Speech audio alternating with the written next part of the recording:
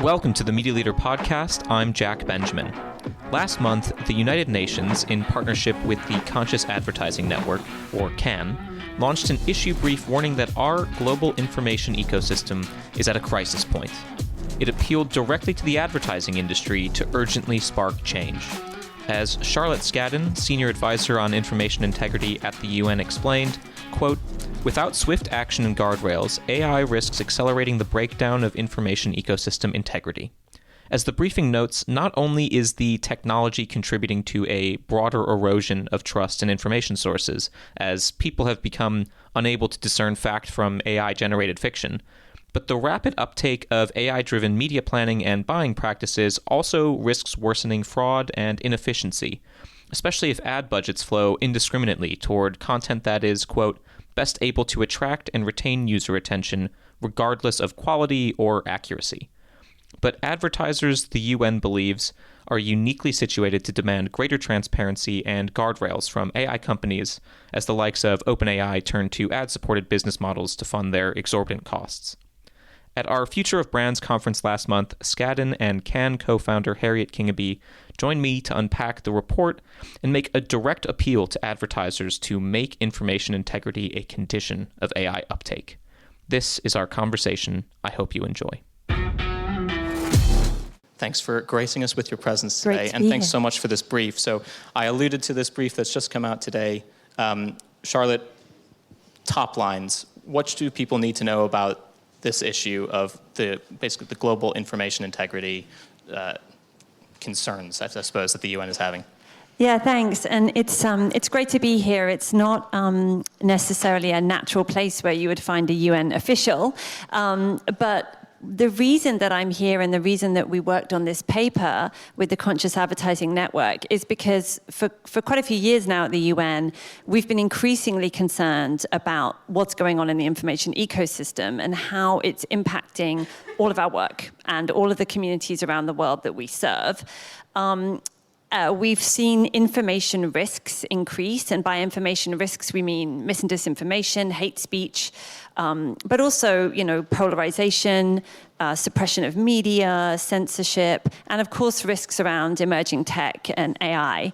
And for us, we're seeing this globally as something that's undermining societal stability, undermining economic stability, democratic processes like elections, climate action, children's rights and protection.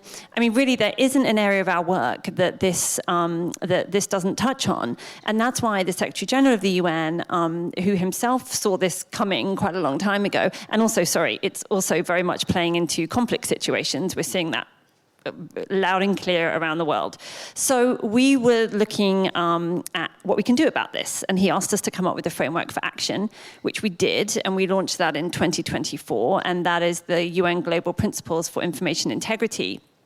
On the journey to develop that piece of work, we were looking at who can actually affect change and who has power in the information ecosystem. And it became very clear to us quite quickly that, individuals, not much power, right? We were working with the media. They're also really struggling.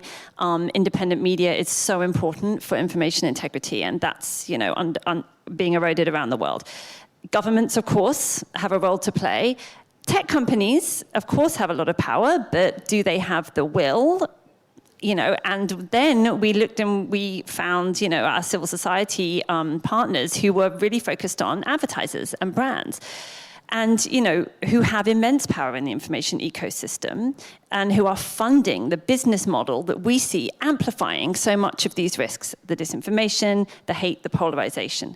So what we've been doing for the last year and a bit is trying to kind of come up with solid recommendations and make the case to the advertising community that there are concrete steps they can take that can really help with what's happening in the information ecosystem and help all the work that we're trying to do at the UN, but also help with business. And that's where Harriet comes in. Harriet, what role have advertisers been playing in the global information ecosystem? Charlotte, you just mentioned, of course, they're funding whatever the current state of the media looks like. What is that current state, and how have advertisers been playing a part in it? Great question.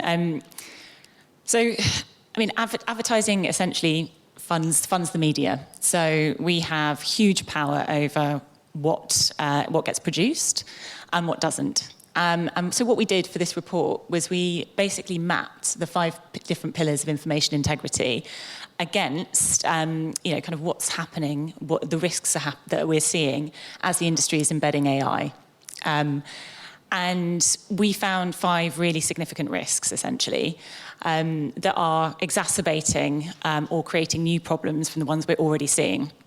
And the biggest risk, and the thing that this all stems from, is the fact that we're at a point where these AI companies have taken huge amounts of investment, and they've made huge bets, and those investors are going to want their money back pretty soon.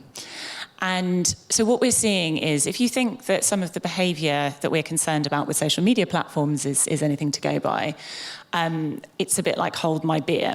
And we are, kind of really concerned that we're seeing addictive design choices. We're seeing, kind of a proliferation of untrue information. And we just saw a great presentation on bias and, all of those things. And these platforms and these AI platforms are going, yeah, we need your advertising revenue, and we need it quick. And that, so we feel that we've got this huge moment where they actually need us more than we need them, and we can demand better guardrails. But this report doesn't just look at generative AI, it looks across the different spectrum. It looks at AI and brand safety, it looks at AI for all sorts of different things. And we did that because we wanted to keep it broad, and because actually, the issues that are coming up when you look at agentic media buying are, causing just as big issues if we're not taking action right now. AI is being used to make the decisions about where media spend is going, which comes with its own potential pitfalls as well, and that's laid out really nicely in the report. Why should advertisers care about funding a more robust information ecosystem? I mean, what's at risk? What's at stake if the status quo is sort of continued on? Charlotte, I know you have a view. I mean, to kind of give the bigger picture, picture view, well, first of all, there's ways in which we should all care, quite frankly, because, the issues that we see at risk are, progress across society, as I mentioned, economic progress and stability, climate action. These things are going to impact us all, and they're going to impact businesses, right? So there's no getting around that. When you have unstable, polarizing environments, when you have social upheaval and protests, when you have conflict, look no further than what's happening right now in the world when you see the kind of global impacts of those kind of situations. So that's a risk for any business. But I think for advertisers, and I've learned a bit about the advertising industry, and been schooled a little bit in the ad tech supply chain over these past couple of years. What I think has been so shocking to me is the opacity, the lack of transparency as to where ad dollars are going, who is benefiting, what content and it is funding, what actors are involved, and to me, that is a very clear win. If you have a better overview of where your money is going, you can take control of that. And we've seen some cases, and from the industry where brands, where advertisers have demanded that kind of control and transparency, and massively reduced the number of websites that their ads are appearing on, made sure that their ads are funding, for example, public interest media, right, which is so important for our ecosystem, and they've seen better return on investment. And just one more thing I want to say is the issue of trust, because right now, I think for us, underlying all of these problems around information integrity is a really concerning trend. And I tell you, this is happening globally. I hear about it from my colleagues around the world on a daily basis. People around the world are feeling that they don't know what information source to trust anymore. They don't know what's real, they don't know what to believe, and the recent advances in AI are only making this exponentially worse. So we're going to get to a situation where, if people don't know what to trust or who to trust, that means they're not going to know what ads to trust either. It's a really interesting point. So, Harriet, you mentioned there are there's leverage at this particular moment because of the amount of investment that companies like Meta, like Google, like OpenAI are putting into AI. These are some of the world's biggest advertising groups. Apart from, say, maybe considering funding public interest media, what are some concrete steps that advertisers should be taking in order to demand more transparency, say, in where their advertising is going? Yeah, so I mean, a lot of this isn't rocket science.